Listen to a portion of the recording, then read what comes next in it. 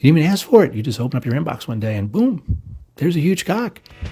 Thanks, Les. Got an email from someone you don't know. What's the best I can say? Having someone you don't know. Welcome to the podcast, boys and girls. Mostly boys.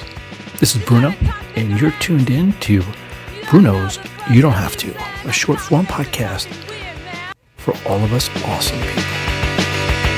I'm these music classes. I waited about 4 months before I got into online dating. And what I found really interesting was the first few women I spoke to all seemed to have really similar stories about online dating. Mostly it had to do with them just getting dick pictures sent to them randomly. Like, hi, I'm Les. Here's my cock. Want to hang out? When I first thought about it, it's like, that's ridiculous. But it's not.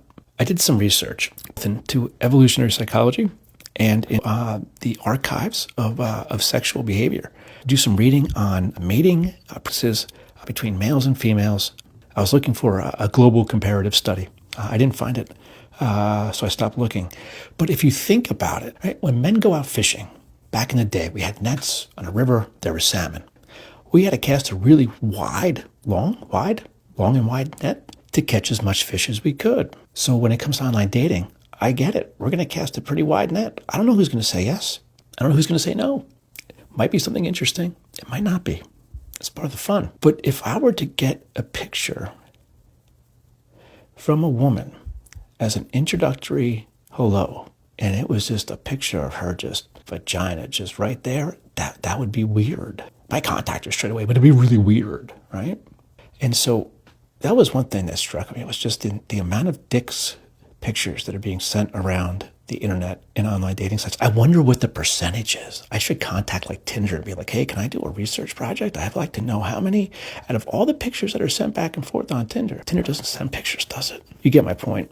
The penis sending thing is weird though, because unless it's like, I don't know, like 10, 12 inches long, like you're gonna be like, oh, wow. Like, I think it's just a misguided attempt at displaying virility or confidence or some kind of nonsense. But there's also the idea that there's zero social consequences for doing such a thing. Like, anyone could just send a picture of a penis to anybody. You didn't even ask for it. You just open up your inbox one day and boom, there's a huge cock. Thanks, Les. Second thing is communicating. So I was surprised to hear that a lot of these women had experienced ghosting. And not like, oh, we talked on the phone once or twice and it petered out and that was the end of it. Like, they hung out and then the dude just blew them off. One friend of mine said, he sent a text at 9 a.m. saying, are we still on for tonight? How about we do this? And then he's just, poof, gone. My point being, in sharing all this, is just like in real life, in the dating world, don't be a dick. Just be a nice person. Communicate. Share what your expectations are, what your wants are, what your needs are.